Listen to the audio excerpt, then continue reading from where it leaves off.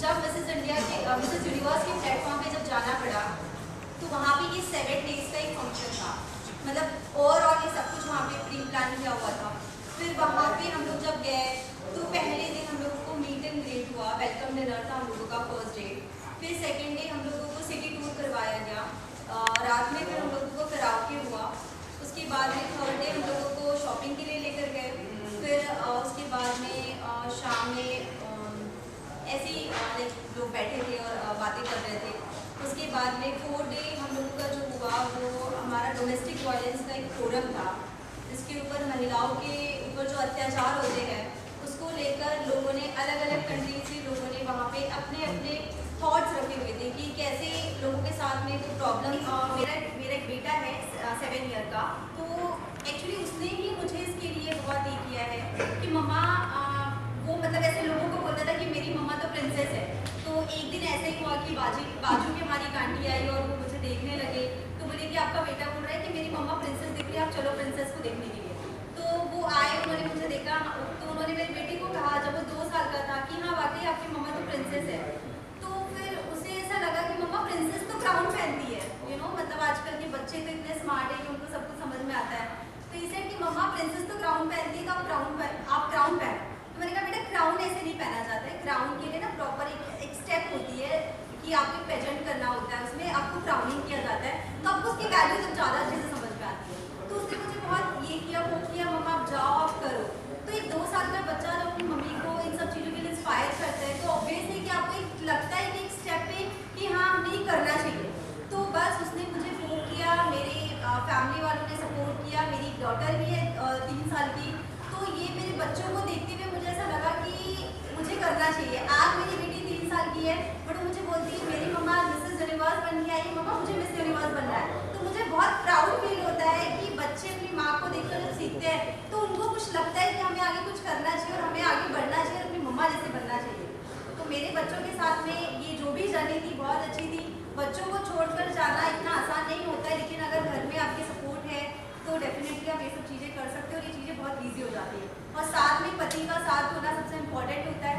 अगर आपका हस्बैंड आपका बैकबोन नहीं हो सकता तो आपके लिए शायद थोड़ा मुश्किल हो सकता है, बट पति का सपोर्ट और फैमिली का सपोर्ट, बच्चों का सपोर्ट, बहनों का सपोर्ट, इन सपोर्ट की वजह से ही शायद मैं ये किताब जीत कर आ पाई हूँ।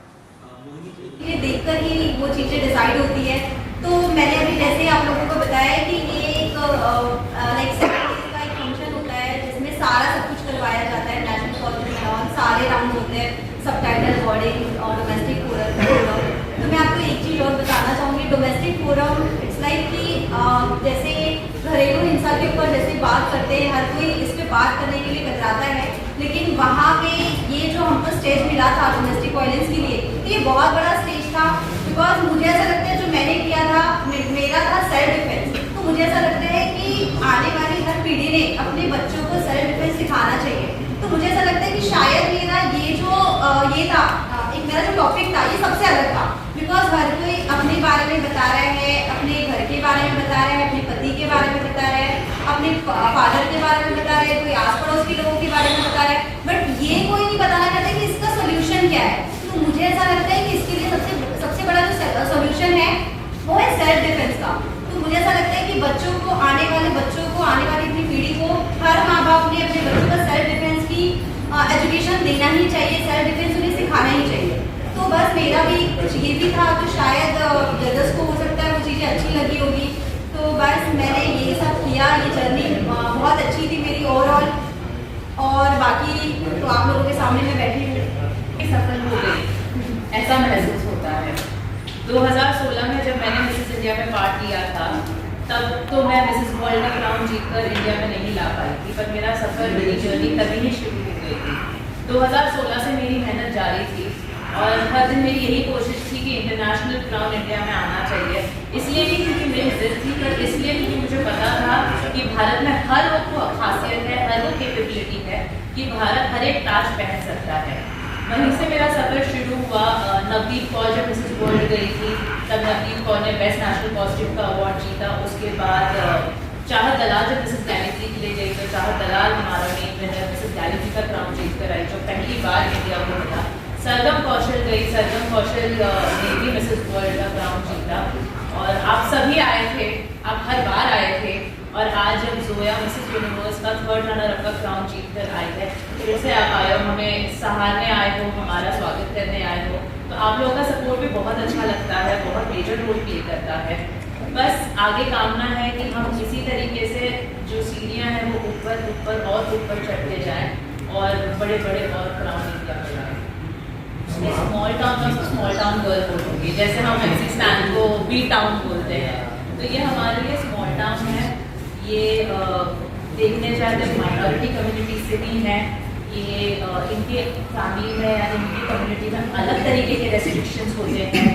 ऊपर से 2 बच्चे संभालना, घर बार संभालना, वो एक बिजनेस वुमन भी है एट द सेम टाइम, तो इतनी सारी रिस्पॉन्सिबिलिटीज़ के साथ इन्होंने जितना उनका परफॉर्मेंस को स्टेज पे दिया है, मैं जोया से सीखती हूँ। मेरे लिए काफ़ी सारी चीज़ें होती हैं जो मैं इनसे सीखती हूँ। इनमें धैर्य बहुत है, इनमें पेशेंस बहुत है, बहुत ज़्यादा फेथ है फ्यूचर को लेके, बहुत पॉजिटिव है, तो ये इनकी अपनी क्वालिटीज़ हैं, ये मेरा नज़रिया है। वो सब कुछ सेम है और मुझे ऐसा लगता है कि मैं अकेली इंडियन हूँ जिसने 4 टाइटल इंडिया के लिए लेकर आई हूँ, तो मेरे लिए इससे बड़ी सक्सेस की कोई बात ही नहीं हो सकती।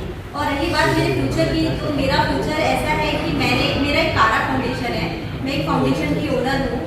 मेरा फाउंडेशन चलाती हूँ जिसमें मैं महानरिश किड्स, अंडर प्रिविलेज किड्स और उसके बाद में विडोज़ के लिए मैं वर्क करती हूँ, साथ ही मैं ओल्ड एज पीपल के लिए वर्क करती हूँ। तो मुझे ऐसा लगता है कि यही काम है जो मैं आगे करना चाहती हूँ। मेरा बहुत जल्दी मेरा प्रोडक्शन हाउस लॉन्च होने वाला है जिसमें मैं एल्बम सॉन्ग्स वगैरह बनाना चाहती हूँ। मैं ऑलरेडी मेरा एक मीडिया है, मेरा एक नेशनल न्यूज़ चैनल है जिसकी मैं डायरेक्टर हूँ, और हम लोगों का खुद का नागपुर मेट्रो समाचार न्यूज़पेपर चलता है। बस यही मेरी मुझे लगता है कि छोटे टाउन में से ही बड़ी बड़ी कामयाबी निकलती है, बस उसे देखने की तराजनी की जरूरत है। मैम आप कितना प्राउड फील करती है जोया जी जो क्या कहना चाहेंगे, बहुत से सबसे पहले तो आप सभी को मेरा नमस्कार। मैं नेहा कपूर सर, और जिससे इंटरनेशनल सेलिब्रिटी मेकअप आर्टिस्ट हूँ। आज तक बहुत सारी सेलिब्रिटियों को मेकअप किया है लाइफ में, करीबन 25 से 30 सेलिब्रिटियाँ, महिमा चौधरी, काफ़ी ऐसी बड़ी बिग सेलिब्रिटीज़ को मेकअप किया, करिश्मा तन्हा, बहुत सारी। पर जो प्राउड की बात बोले तो जब इंडिया के लिए आता है ना, जब इंडिया के लिए जाना है हमको कुछ करने के लिए, तो मुझे ऐसे लगा कि जब मैंने इनको काम दिया, हमने सोचा था कि होगा कुछ जो भी होगा अच्छा होगा, क्योंकि हर कोई जीतने नहीं आया था वहाँ पे, हर किसी को ताज चाहिए था। जब हम इनको काम दे रहे थे तो मुझे ऐसे लग रहा था सारी फॉरेन कंट्रीज की एक से एक बहुत खूबसूरत थी वहाँ पे आएगी, और हमारा जो इंडिया का जब मैं स्कीम देख रही थी ना, तो मैंने बोला नहीं, एक कलर में चेंज नहीं कर सकती। फॉरेन कंट्री के कलर को देख के अगर मैं मेरे इंडिया के कलर को चेंज कर दूंगी तो कहीं ना कहीं मैं नुकसान में चली जाऊँगी। मैंने बोला नहीं, मेरा 27 साल का जो अनुभव है आज आपको वो यही यहाँ पे चला है। तो हमने इंडिया की स्कीम को बिल्कुल भी कुछ भी बोला नहीं दिखाया, बोला नहीं दिखाया। जो डस्ट की स्किन है, जो नेचुरल कलर है, उनको ऐसे ही रखा। तो जब वो 25 पे शायद खड़ी थी, अलग ही दिख रही थी। 25 जब लोग वहाँ पे आ गए, उनमें से सिर्फ ये, आप जूम करके देखिएगा, उसमें सिर्फ ये अकेली बहुत खूबसूरत सी, एकदम ऐसा लग रहा है कि भारत माता खड़ी है। टॉप 5 में थी, टॉप 5 का भी नाम लिया तो जोया अलग ही दिख रही थी, उसका स्किन कलर भी सब बहुत ऐसे गोरी गोरी दिख रही थी, जोया अलग से ही दिख रही थी। बहुत खुशी हुई इनको काम देने में, और जब हिंदुस्तान का झंडा हमने लहराया हम तीनों ने, तो सर शब्द नहीं। मैं हमेशा यही मैसेज देती हूँ कि मैं भी एक बहुत ही नॉर्मल मिडिल क्लास लड़की थी, और जोया भी एक बहुत ही नॉर्मल मिडिल क्लास लड़की थी, जैसे आपके घर पे है, जैसे आप हो, जैसे आपकी पड़ोसी है, हम वैसे ही हैं। पर बस हमने हिम्मत नहीं हारी, हमने अपने सपनों पर पूरा भरोसा रखा, और हर एक दिन अपने सपनों की तरफ एक छोटा कदम ही सही लिया, और इस वजह से हम यहाँ तक पहुँचे हैं। बस यही कहूँगी कि अपने सपनों पर पूरा भरोसा रखना चाहिए, खुद पे पूरा भरोसा रखना है, और आप वहाँ पहुँच सकते हैं जहाँ आप पहुँचना चाहते हैं। हाँ, मैं आपको कुछ बताना चाहूँगी। जैसे आपने पूछा कि आपको मिसेस के लिए कोई राशि देना है, तो मैं अपनी ही एक स्टोरी बताती हूँ कि मैं जब छोटी मेरी मदर को 4 बच्चे थे, तो 3 बच्चे मेरी मम्मा के ख़त्म हो गए। मेरे 2 जो भाई बहन थे वो बचपन में चले गए। उसके बाद जो बड़ा भाई था मेरा, वो 30 ईयर्स की एज में चला गया, और उसको 7 ईयर्स हो गए। तो मैं जब मेरी मम्मा जब प्रेग्नेंट हुई, तो मेरी मम्मा को ऐसा लगा कि शायद मेरे पापा हमारी परवरिश नहीं कर पाएंगे। तो मेरी मम्मा को लगा कि मैं अबॉर्ट कर लेती हूँ। मेरी मम्मा 3 बार जब मैं जिसको अबॉर्ट करना चाहती थी, वो बच्चे आज उन्हें इतना प्राउड होता है कि मेरी बेटी ने हिंदुस्तान का नाम रोशन किया है, जो आज तक मिसेज यूनिवर्स के प्लेटफॉर्म पे कभी नहीं हुआ।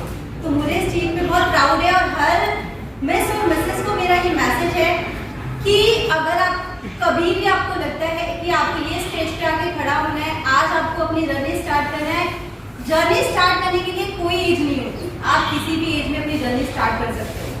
आप मिस हो, मिसेज हो, आपके अपने सपने हैं, आप अपने सपनों को देखो, आप क्या कर सकते हो। चाहे वो ब्यूटी इंडस्ट्री हो, चाहे वो कोई बिजनेस हो, चाहे वो एक सॉफ्टवेयर इंजीनियर हो, चाहे वो हार्डवेयर इंजीनियर हो, कोई भी हो। बस लड़कियों ने अपना एक अस्तित्व बनाना है, एक स्टेप लेना है और अपने लिए काम करना है और अपने नाम को रोशन करना है। बस मैं इतना ही कहना चाहूँगी।